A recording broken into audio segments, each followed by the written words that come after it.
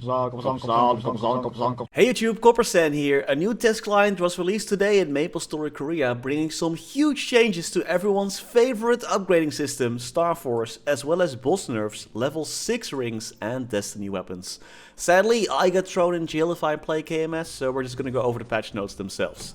Items, they are level 138, that's a random number, and higher, can now get up to 30 stars. And Maples who already have a level 23, 24 or 25 star item will have their total amount of stars adjusted to reflect the new system. The first big change is that items 15 stars and higher will now no longer decrease in Starforce if you fill an upgrade.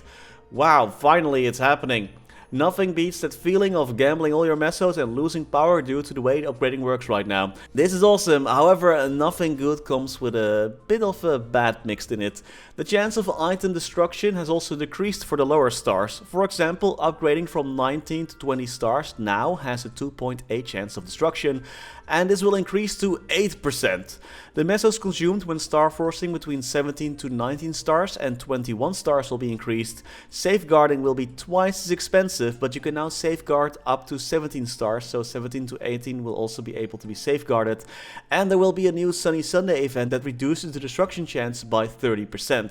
Which I think means that if you have a 10% chance of destruction, it will go down to around 7% chance of destruction during that Sunny Sunday event. One thing the patch notes don't mention is that if items that are destroyed still go back to 12 stars or not. This isn't mentioned at all, so I assume that this is still the case. Ideally, I think a destroyed item maintaining its stars would be perfect and would also not feel as punishing for those higher destruction chances. And for Demon Avengers, the amount of Starforce conversion applied goes up to 410 stars.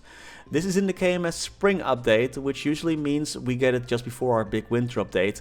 However, the GMS team might bring it over sooner or not, depending on if the system needs to be adjusted for our heroic servers as well. Keep in mind that in KMS there are no more heroic servers, so I think the system will need to be changed a little bit for GMS, as the new system will just be a game of how many spares you have. And I've been bossing for more than a year and I still have not found any pitch drops. So there is no way that I can realistically Starforce anything if I do finally get one, because I just will never have enough spares. At least in Interactive you can buy spares, but for Reboot or Heroic that's not the case at all. So actually I think this is a bit of a nerf for both servers. However, at least in Interactive you still have the luxury of buying the items if you are rich enough. While for Heroic you're just stuck waiting for more pitch items. Someone at Reddit also made this overview, or translated it, I'm not exactly sure, about the current Starforce system and the new one. So you can also see here that the changes are quite significant.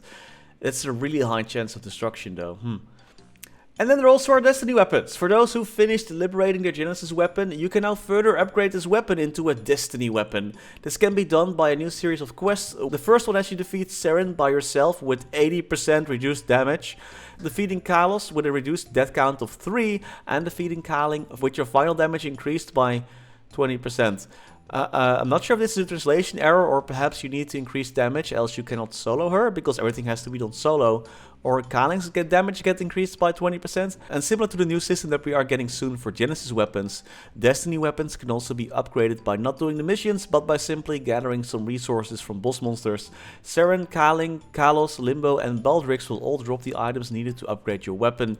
Your existing Genesis weapons stats and soul will be maintained when upgrading, by the way, so that won't go away. In other news, the third Hexa stat core will become available to Maplers level 270 and higher, and to have their second core stat at level 20 or higher. It requires 15 Soul Erda and 350 Soul Erda fragments to upgrade. Resetting costs 35 million Mesos. But the good news, the Meso limit was also increased from 500 billion to 2 trillion. I guess even Maple World isn't safe from inflation. The following bosses now drop a boss ring box of Life, Chaos and Extreme Kalos, Hard and Extreme Kaling, Normal and Hard Limbo, and Normal and Hard Baldrix. It's a new item, and a new item called Grindstone of Faith can be obtained from Normal and Hard Limbo and Normal and Hard Baldrix. These grindstones can be used on level 5 rings to enhance them to the next level. Like always, the more grindstones you have, the higher the success chance. This is also very endgame and thus very expensive. Here are the level 6 effects of each ring. Not bad, I just hope that I will finally get a ring box. At this point I think I'd rather do Tower of Oz. No, actually just kidding, I won't do Tower of Oz anyway. But I'll still be in my boss drop waiting room. Still haven't found any pitch drops, you know, or ring boxes for that matter. Also, there were some boss nerfs. We love to see those. Lotus has been hit with a ton of nerfs, with more delays between his attacking patterns, reduced stun time, and attack delays being added, which is great because even in normal mode, half of the time I have no idea what the heck is going on in this boss fight. Damien has also been nerfed. He won't be up in the air all the time anymore, with a cooldown increase on his meteor skill. Also, the amount of blue orbs was reduced to 2 in his second phase, and their movement speed was reduced as well, which is also great stuff.